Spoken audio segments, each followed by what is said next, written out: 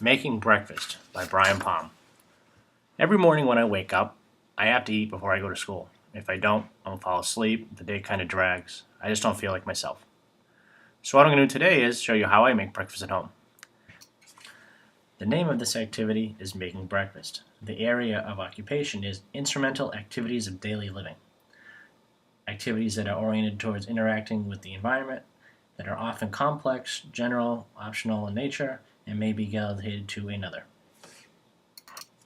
The context in which this activity may be performed. You can make breakfast just about anywhere. You can do it at friends' houses. I used to do that when I was a kid because I was hungry. I usually do it at my own house just because that's where I usually wake up. Or if I'm at my girlfriend's house, I can do it there. I've gone camping. You can make breakfast out, in the woods, with some friends. That's always fun as well. What you want to do is make sure that you have a decent amount of room so that you can move around freely. You're not knocking things over. You're not waking people up if they're around you. And you're in a safe environment, usually near a sink and a stove. The materials required for this activity are bread, eggs, bacon, a teacup, an oven, a tea kettle, microwave, stove, fork, a knife, a spoon, butter, Pam, frying pan, a toaster oven, paper towels, and a tea bag. And a plate too. You have to eat on something. There's a lot of precautions when you're making breakfast. If you do it wrong, you could burn down your house. You're working with an open flame, you're working with a stove, you're working with a toaster oven. All these things can be extremely dangerous if you don't do them correctly. So what you want to do is just be careful and use common sense. You don't need a huge flame to cook. And I also use a microwave to cook the bacon so that I don't have to worry about grease splattering, because I know that grease fires, they happen a lot more than they should. For this exercise, we're going to assume that everything is out of the refrigerator. The bread is on the table, all the knives and forks and spoons are out, the teacup is out, all my materials are in front of me. The first thing I like to do is turn on the stove. It takes the longest to make the tea, so I usually do this first. The next thing I do is place a tea bag in the teacup. This will be my last step, making the tea. The next thing I do is take 2 slices of bread, cut them evenly down the middle, and put them in the toaster oven. My toaster oven is preset, but usually takes about 2 to 3 minutes to fully toast the bread. I'm not really heartbroken that Wonder Bread went out of business because they didn't really make very good bread. When I make toast, I use Canadian white bread from Nissan, and I love it. My next step is to take a frying pan and apply Pam to the top of it. I do this so when I make my eggs, they don't stick. The next thing I do is put the pan on the stove, turn up the stove by lighting it, grab 2 eggs, crack them over the sink, and put them in the frying pan. You have to be careful when cooking eggs. You don't want to use too much of a flame because you'll burn them. So you just turn the burner up a little bit, and then you let that sit, and you move on to the next task, which is the bacon. The bacon is something I think it really brings the meal together. It's the part I like the most. I take 4 slices of bacon out of the package. I put that on a paper plate, and then I take a paper towel, and I fold it usually 3 or 4 times so it's thick, and then I place that in the microwave, and then I place the plate on top of the microwave. The reason I do this is when you make the bacon and the grease comes off, it's going to be a mess. So you're trying to protect the microwave from getting dirty, and you also don't want a big pool of grease on the bottom of the plate either. I usually set this for a minute per slice.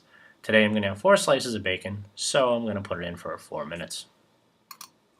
At this time I can kind of sit back and look at what's going on. The first thing that usually happens is the eggs start to turn white, and then if you look at the toaster oven, a little bit of smoke comes out. You can panic if you want, but this is normal from what I hear. I guess most people don't use toaster ovens. I didn't know that, but so usually the eggs are done first. I pull those out. Because I use the pan, they slide right off onto the plate. And then the next thing I usually do is I take the bacon out. After I take the bacon out, I take a stick of butter on the tray.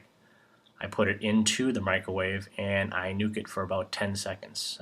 This just kind of loosens it up, makes it easier to spread. Once that's done, I usually take the butter out. If the bread isn't completely toasted yet, I might get another second or 2.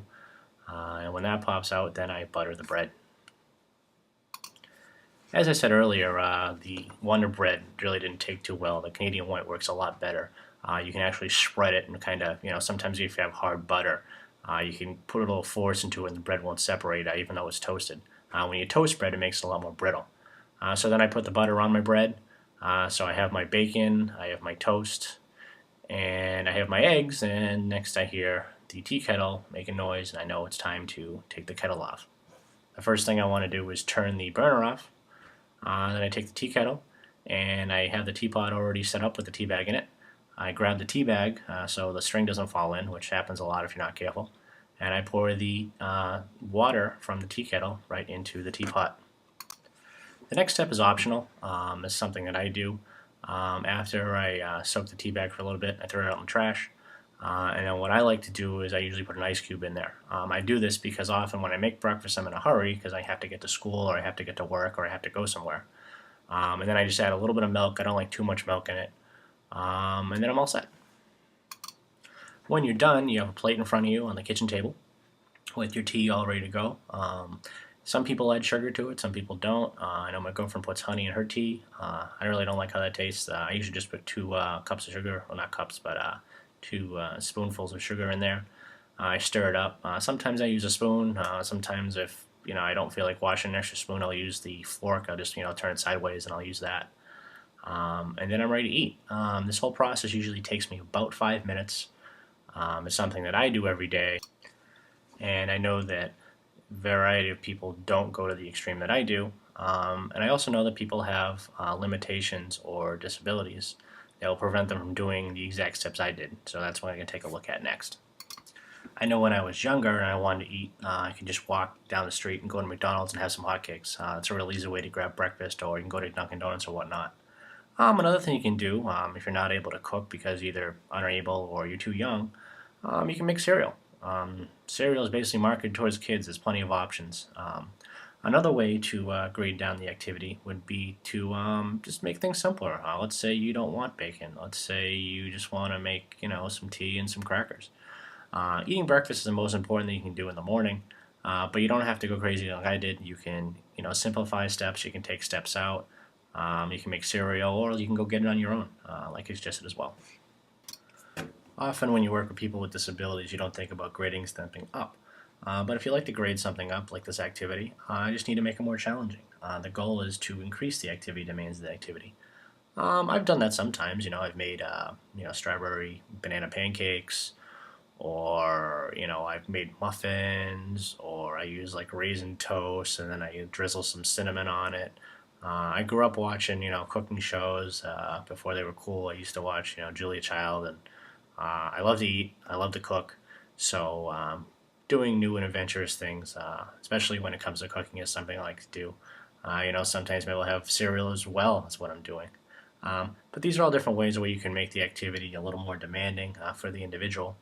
And I think it's got a therapeutic aspect too as well, because I think you have a sense of accomplishment if you can feed yourself, especially if you're overcoming something like a stroke, or something catastrophic that there's nothing you can do about. And then slowly through rehab and whatnot, you're able to actually do something that you were able to do in the past. If you'd like to adapt the activity, to change the activity to allow a greater participation, there's a lot of different things you can do. There's special grips that I think we've used in class already, where to help you hold spoons and knives and forks and whatnot. I adapted the activity myself by using a microwave. I know some people use a frying pan to make bacon. Also, too, if you want to make coffee, the Keurig machines are great. You don't have to worry about a coffee maker. You put your cup in, you put it in the machine, you hit a button, and away you go. The therapeutic use of this activity is threefold. It's a skill to live. If you can't feed yourself, then you can't live. Also, if you can't, make food on your own, if you're a homemaker, it's part of your identity. And if you can't do it, you kind of feel like you're kind of letting people down, or even depressed. If you can't, make breakfast and you can't eat, then you have to depend on others. So it's an independence factor. It's an accomplishment factor as well. And also, if it's something, like I said, it's a role within the household that you do accomplish for others, and then you can't, it's really going to bother you. So the fact that you are able to do it is therapeutic on a lot of different levels.